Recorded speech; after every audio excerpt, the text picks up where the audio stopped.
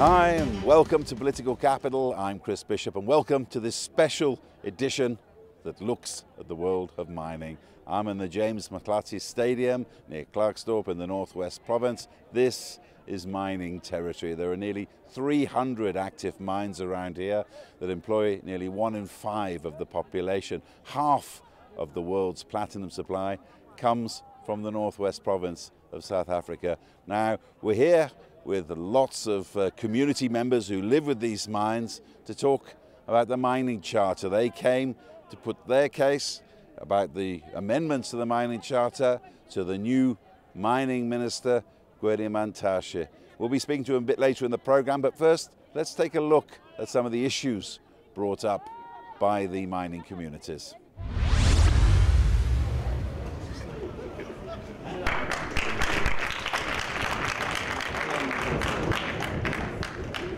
They have come from miles around and they want answers. These are representatives of hundreds of thousands of people who live next door to mines in the Northwest Province.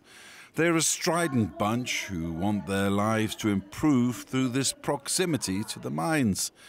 When the mining charter was put on hold earlier this year, the government asked that these communities be brought into negotiations along with the unions and employers. Many warned that this could complicate matters. These communities often suffer from disputes and complicated leadership dynamics, especially when the money starts to flow. What I've heard from the minister really is mouth-watering, because now as the hosting communities, we are on the receiving side. We are in a position to help the minister to add or to subtract what exactly they want to achieve. It is good, and I appreciate that the minister has come around to come and give us an opportunity to air our views. As the people who are born and bred in the mining communities, we are the relevant people to help the finalization of the mining charter. So we've got experience, first-hand experience. What are the big concerns of communities like yours when it comes to mining? The biggest concern of communities is mine closure of the mines. The impact that it leaves to the hosting communities is so immense, it's so atrocious. Now, the mines come, they mine gold or platinum or whatever, they leave. And now when they leave, the saddest thing that they do is to destroy and demolish the valuable infrastructure that they have built over the years.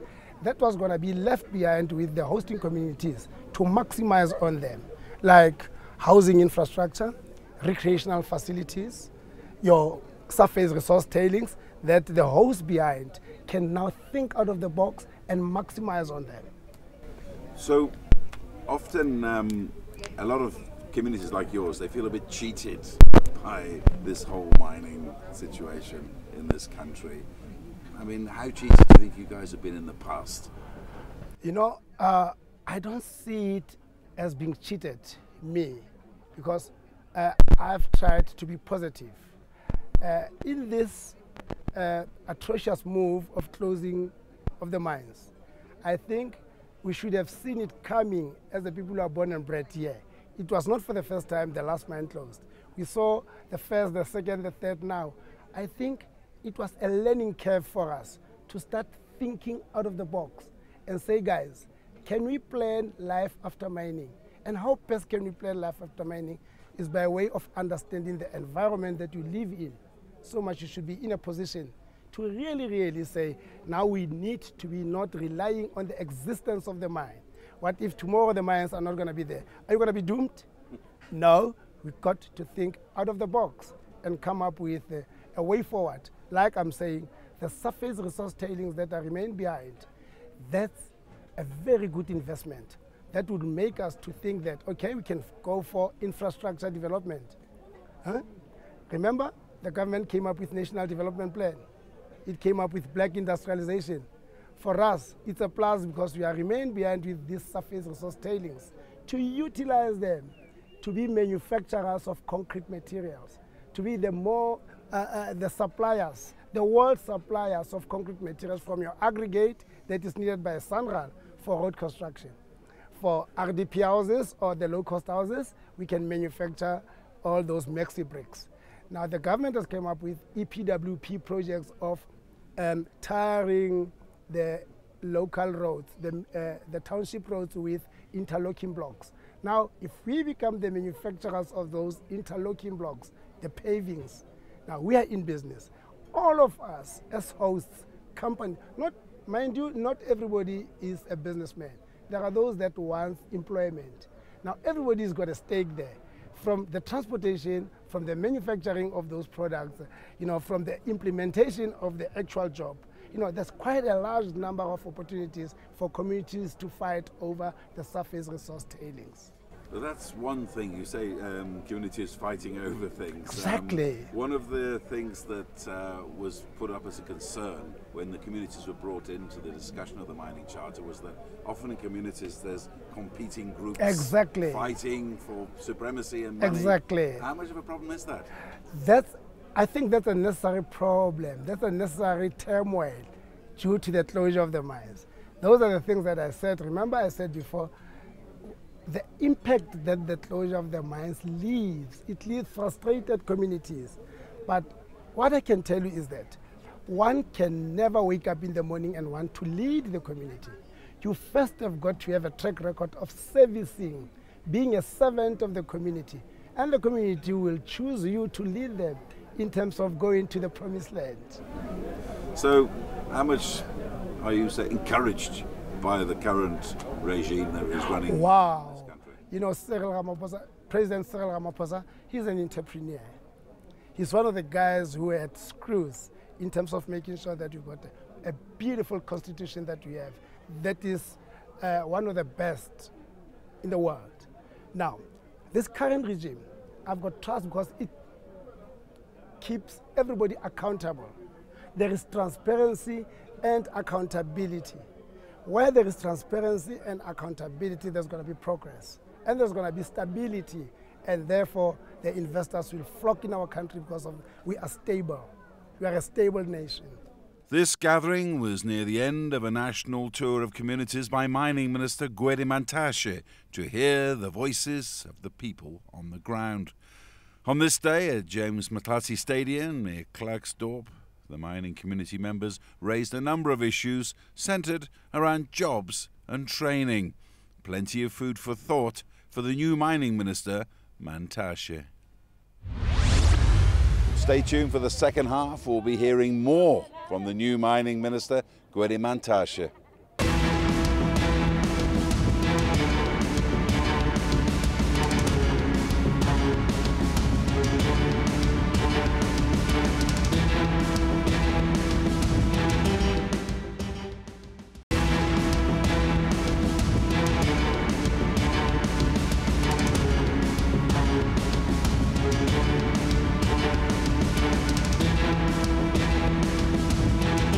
The centre of it all was the new mining minister, Dlamini-Zuma Mantashe, former leader of the National Union of Mine Workers, who says he can sort out this mining charter in a matter of months.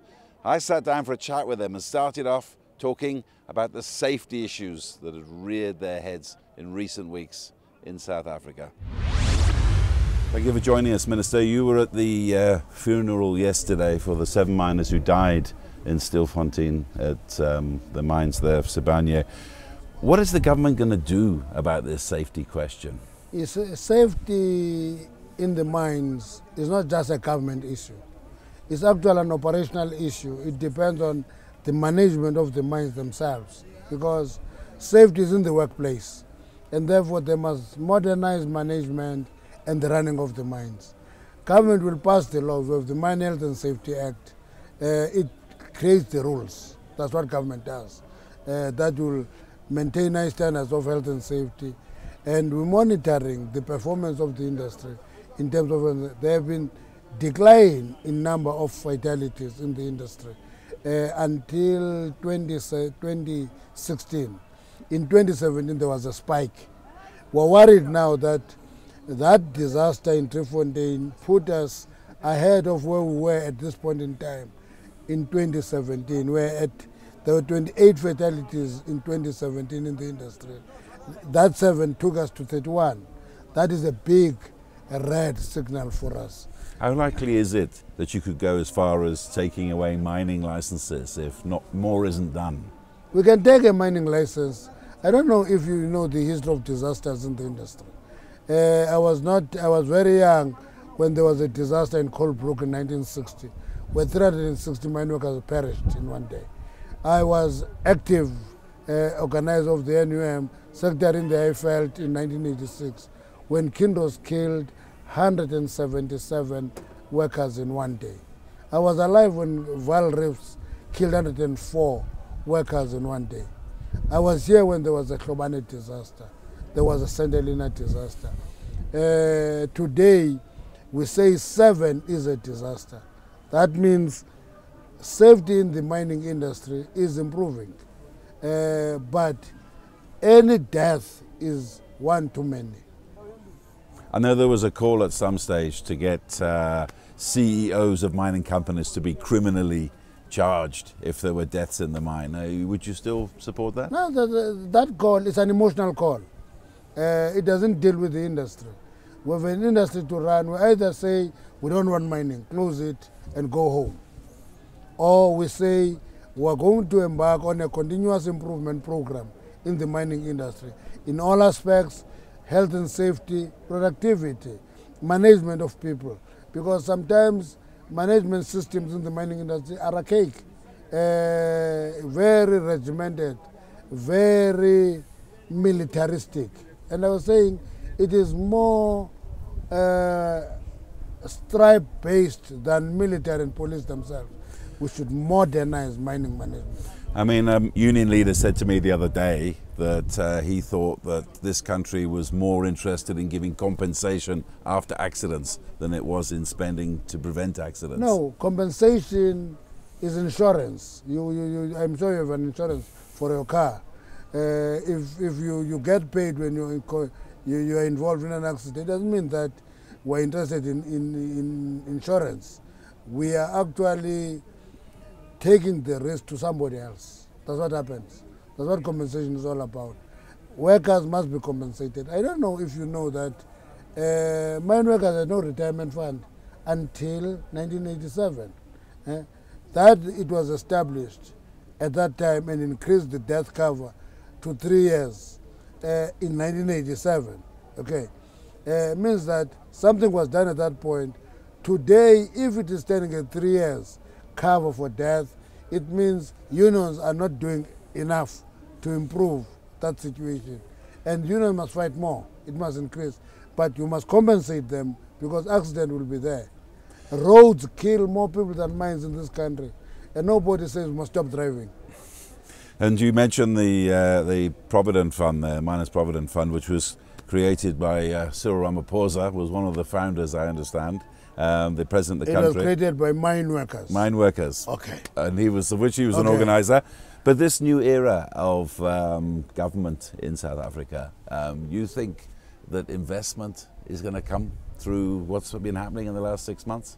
You know, in the 10 years I was Secretary General of the ANC, I met rating agencies all the time. One of the things that I learned in that process was that you never work for rating agencies. You do the right things. The rating agencies will come and rate you on what you are doing. The same applies with investment.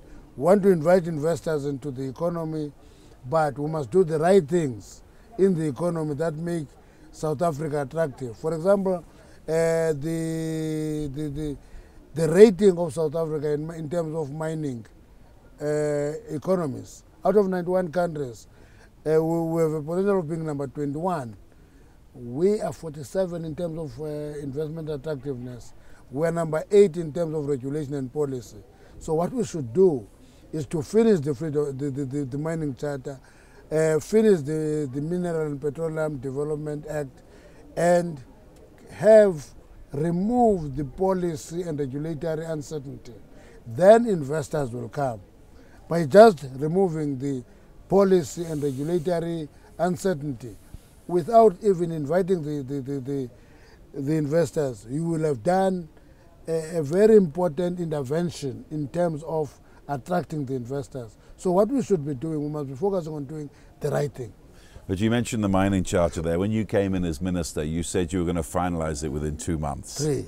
3 months? That is end of May. You haven't got much time left. Yeah, yes. When are you going to finalise it? We've made progress in talking to the employers. We've made progress in talking to the unions. We're talking to communities now. We've covered 7. We're left with 5 to cover. Around the end of May, we'll finish the consultation. Then we'll have to refine the charter. We have committed ourselves to convene a mining charter summit at the end so that we can report back on what we collected in all the communities. When's that likely to be? That will be, the date that was thrown at me was 8th of June. And then for the final charter to be signed, sealed and delivered, Yes. when's that going to be? Once we finish that, if it is acceptable, we gazette it. And how long will it take, roughly, we're talking? How long does it take to gazette a document? It depends on the processes now of finalizing it. But once we finish it, that is the challenge. Then it will be bureaucratic processes of gazetting it, taking to this, cabinet will have a look at it and all that, then gazette it. I think maybe July or August or... Yeah, let's hope that August.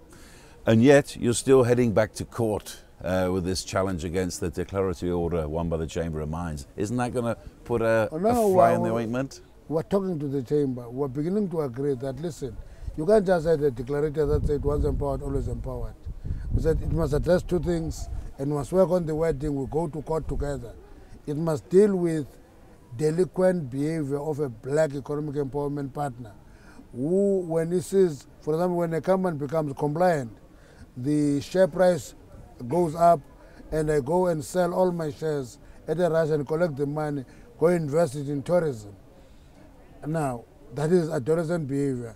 You don't penalize the mining company for that. But if a mining company elbows out a black partner, it can be remain empowered. So we said we must get a wording that talks to that, otherwise there's no issue. Are you still going to challenge it in court, though? We're challenged in court until we settle it. Because if it is not challenged in court, it will remain a precedent in terms of the legal system. How likely is it you'll settle it out of court, you think? If we settle it out of court, we take that settlement to court to make it a court order.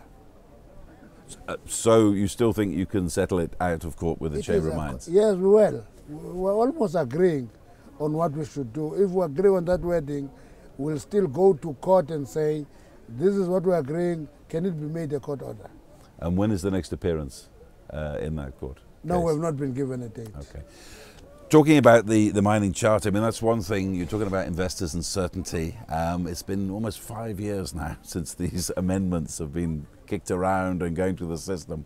Investors out there, they're saying we want certainty now so we can plan. They will get it. They will get it. Will there be any surprises in the charter? I mean, there was a proposal 30%. There's no contest on that. Everybody agrees on it. So you think it's likely to be 30%? 30%, everybody agrees on it. That's not the contest. Do you think any other things in the charter that we'll be looking for? There are many other things that we look at. For example, many of the issues are formulation that tempers with principles. Let me take, for example, when you talk of a historical disadvantage South African, you begin to add naturalized. It raises suspicions immediately that you are adding a Gupta clause into the charter. We'll discard those things. And for example, you talk of some of the levies that are there, you take them to the department. We said leave that. Institutions that are dealing with those issues must deal with those issues. So there are quite a number of areas which we are going to correct. What about the one about 1% of revenue has to be paid to black shareholders before anyone else, which the lawyers said was against the Companies Act? No, leave the Companies Act. What is the logic? To me, I think let me give you an example. You give 30% shareholding. Actually, you don't need 1%, you need dividends flowing out of that investment. That is what you need. So you think that, what's the word you're getting from mining companies now? I mean, let's be fair, last year mining companies and the government and the DMR were at loggerheads. Now we're talking. Yeah. Are you encouraged now we're talking, by we're what you're engaging, saying? we're talking, the environment is not tense. I can pick up a phone anytime and talk to the president of the chamber. And say, can we meet next week? We must sort this thing out, and it happens. And yesterday, as you probably know, there was a invasion of the CEO's office at the Chamber of Mines in Johannesburg by the members of the NUM, looking for safety concessions. I mean, what do you think of that kind of behavior? I left the NUM in 2006 May. I don't want to be a general secretary of the NUM again. The communities here this morning. Yes. Now, this is a big thing that's come out of the Mining Charter, new negotiations. Yes. A lot of people say it could be difficult to deal with communities because there are a lot of dynamics, they're very scattered, etc. Often they can be very militant in their views. What are you hearing here this morning? No, we have opted for a representative model of consultation. Instead of going to a stadium and have a big rally and say that is consultation, that will not be a consultation. We say community-based organizations must send people, representatives to these meetings, articulate their views. If they have written submission, give them, and they will all be used in drafting the final document. So it works well in all the actually all the 7 meetings that we have held have been successful. There have been no disruption, there have been no fight, people raise their issues. Others don't add to the content. They complain about we should have been allowed to draft and so forth. We say bring what you have drafted, and that's it. What kind of concerns were raised here this morning by the communities? Let me tell you concerns that we get from communities general. One, we're picking up tension between communities and tribal leadership. Very tense because sometimes trusts are controlled by the tribal leadership. Communities never see the benefits. Then you see individual tribal leaders becoming more and more rich. Those issues are beginning to come through. Those are process issues beyond the charter. 2, the question of communities that are actually affected directly by the mines, not necessarily seeing the benefit flowing through. It's an issue that we must talk to because when we talk of communities surrounding mines must benefit and see the development. And we're talking to the mining companies to pull together their resources so that development must make impact rather than small development intervention by one company, another small there. They must pull those resources. If we intervene in a particular community, let's make an impact. One of the things that is interesting to me is the question of skilling young people in those communities. In one area, they even said, why are mining companies not investing in developing the TVET college here and actually contributing the curriculum so that the skills that come out of there address the skills needs in the companies. Have you made progress on that front with the talks around the country in the last week or so? We're getting ideas now. Once we have them, we compile the charter, we compile a different document for issues that are raised in these consultations. Then it means there's a new program to interact with companies, go to particular areas and deal with the issues there. And still, I've heard a lot of complaints from community representatives say that they don't get the jobs, they don't get the money, they don't, they don't think it's transparent what the government's trying to do. Jobs are an issue in a country where there is when unemployment is very high. We should deal with unemployment not only in mining communities. It's a national problem. And how confident are you? What sort of changes are you going to put into place to make sure that this change is going to happen and jobs are going to come? No. One of the issues that, let's say for example, if you make a serious intervention on skilling, you are creating mobility among those young people in those mining communities. So they don't just get locked into that particular area. They become mobile, they go all over. The problem with gold mining, which is a gold mining area, is that these are mining areas in distress because it is in decline. Gold mining is in decline. It's not a growth commodity, it's a declining commodity. And we must take that into account. The problem that I think we're dealing with is failure to develop alternative economic activities in mining towns. And as a result of that, they develop into ghost towns. And that issue is going to be a major issue moving forward. Lastly tonight, Political Capital pays tribute to one of the lions of African journalism. Dlamini-Zuma took the photograph of a dying Hector Peterson in the Soweto uprising of June the 16th, 1976. A picture that captured the horror and brutality of apartheid. He smuggled the shot through police lines in his sock, and it ran on front pages around the world. It was a picture that also ruined his life. He was hounded by the police and banished to his homeland in Mpumalanga in northeastern South Africa. He kept the famous Pentax he took the shot with, refusing to sell it. He suffered many straitened years in between. It took 30 years for Nzima to get back the rights to his famous picture. Even then, he didn't really see the rewards for his bravery. To this day, there are people around the world making money selling copies of this picture. Dlamini-Zuma, a photographer for press freedom, of which Africa can be proud. He died aged 83. His spirit lives on, and Political Capital salutes him. Well, that's all for this edition of Political Capital. Do stay tuned. On Thursday, we'll be back, 6:30 CAT, Channel 410, CNBC Africa. From me, Chris Bishop, at the James Matlatsi Stadium near Klerksdorp in the Northwest Province, it's goodbye.